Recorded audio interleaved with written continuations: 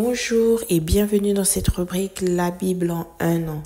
Merci à tous ceux qui nous suivent depuis le début, en tout cas que Dieu vous bénisse. Cette rubrique a été créée afin de nous aider à lire la Bible tous les jours. Donc, nous avons décidé à partir d'aujourd'hui que les vidéos seront postées tous les jours à 7 heures du matin, heure de Paris. Donc, quel que soit l'endroit où tu te trouves, à partir de 7 heures, tu peux déjà commencer à méditer, à lire la parole de Dieu. Alors, aujourd'hui, nous sommes au 9e jour. Nous allons lire le livre de Genèse, chapitre 9, versets 1 à 29. Après, le livre d'Ezra, chapitre 9, versets 1 à 15. Et nous allons finir par le livre de Matthieu, chapitre 9, versets 1 à 38. Le livre de Genèse, chapitre 10, versets 1 à 32. Nous vous laissons le lire dans la journée. Nous ne le mettrons pas en direct parce que c'est la généalogie de Noé. Donc, vous pouvez le lire ultérieurement lorsque vous serez libre. Vous pourrez le lire vous-même. Donc, voilà, je vous demande de sortir vos Bibles et je vous souhaite une bonne lecture. La Genèse, chapitre 9.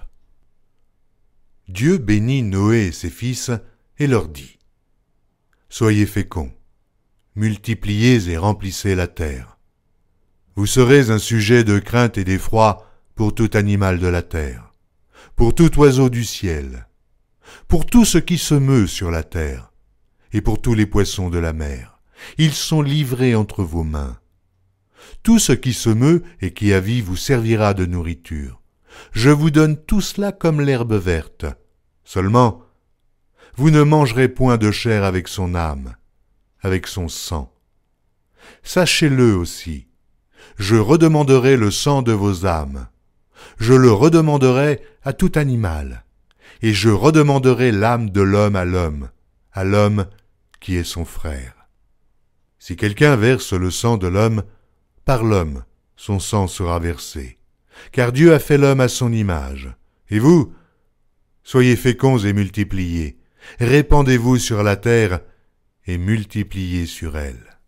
Dieu parla encore à Noé et à ses fils avec lui en disant : Voici, j'établis mon alliance avec vous et avec votre postérité après vous, avec tous les êtres vivants qui sont avec vous, tant les oiseaux que le bétail et tous les animaux de la terre. Soit avec tous ceux qui sont sortis de l'arche, soit avec tous les animaux de la terre. J'établis mon alliance avec vous.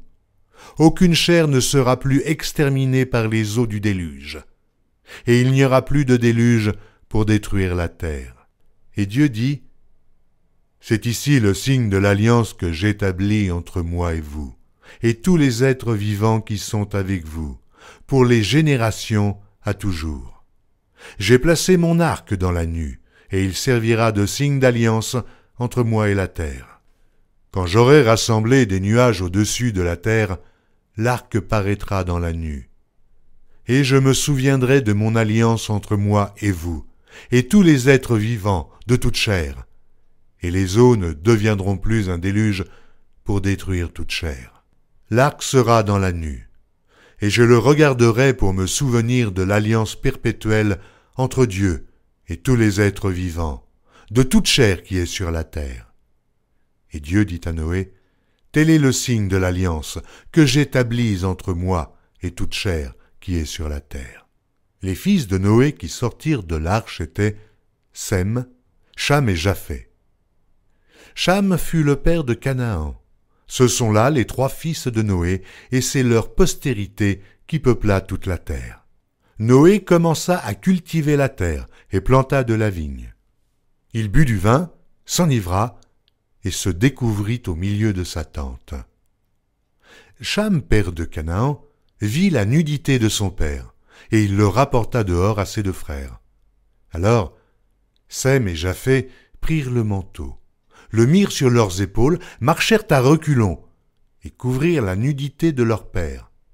Comme leur visage était détourné, ils ne virent point la nudité de leur père. Lorsque Noé se réveilla de son vin, il apprit ce que lui avait fait son fils cadet. Et il dit, « Maudit soit Canaan, qu'il soit l'esclave des esclaves de ses frères. » Et il dit encore, « Béni soit l'Éternel, Dieu de Sem, et que Canaan soit leur esclave. Que Dieu étende les possessions de Japhé, qu'il habite dans les tentes de Sem, et que Canaan soit leur esclave. » Noé vécut après le déluge 350 ans. Tous les jours de Noé furent de 950 ans, puis il mourut. Esdras, chapitre 9. Après que cela fut terminé, les chefs s'approchèrent de moi en disant, « Le peuple d'Israël, les sacrificateurs et les Lévites ne se sont point séparés des peuples de ces pays, et ils imitent leurs abominations, celles des Cananéens, des Hétiens, des Phéréziens, des Jébusiens, des Ammonites, des Moabites, des Égyptiens et des Amoréens. Car ils ont pris de leurs filles pour eux et pour leurs fils, et ont mêlé la race sainte avec les peuples de ces pays, et les chefs et les magistrats ont été les premiers à commettre ce péché. Lorsque j'entendis cela, je déchirai mes vêtements et mon manteau, je m'arrachai les cheveux de la tête et les poils de la barbe, et je m'assis désolé. Auprès de moi s'assemblèrent tous ceux que faisaient trembler les paroles du Dieu d'Israël à cause du péché des fils de la captivité. Et moi je restai assis et désolé jusqu'à l'offrande du soir. Puis, au moment de l'offrande du soir, je me levai du sein de mon humiliation, avec mes vêtements et mon manteau déchirés. Je tombai à genoux, j'étendis les mains vers l'Éternel mon Dieu, et je dis, « Mon Dieu, je suis dans la confusion, et j'ai honte, ô mon Dieu, de lever ma face vers toi. Car nos iniquités se sont multipliées par-dessus nos têtes, et nos fautes ont atteint jusqu'aux cieux. Depuis les jours de nos pères, nous avons été grandement coupables jusqu'à ce jour. Et c'est à cause de nos iniquités que nous avons été livrés, nous, nos rois et nos sacrificateurs, aux mains des rois étrangers, à l'épée, à la captivité, au pillage et à la honte qui couvre aujourd'hui notre visage. Et cependant l'Éternel, notre Dieu, vient de nous faire grâce en nous laissant quelques réchappés et en nous accordant un abri dans son saint lieu, afin d'éclaircir nos yeux et de nous donner un peu de vie au milieu de notre servitude. Car nous sommes esclaves, mais Dieu ne nous a pas abandonnés dans notre servitude. Il nous a rendus les objets de la bienveillance des rois de Perse, pour nous conserver la vie, afin que nous puissions bâtir la maison de notre Dieu et en relever les ruines, et pour nous donner une retraite en Juda et à Jérusalem. Maintenant, que dirons-nous après cela, ô notre Dieu?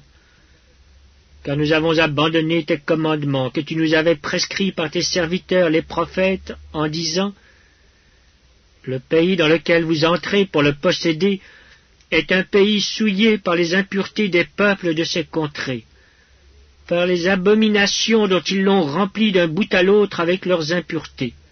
Ne donnez donc point vos filles à leurs fils, et ne prenez point leurs filles pour vos fils, et n'ayez jamais souci ni de leur prospérité ni de leur bien-être.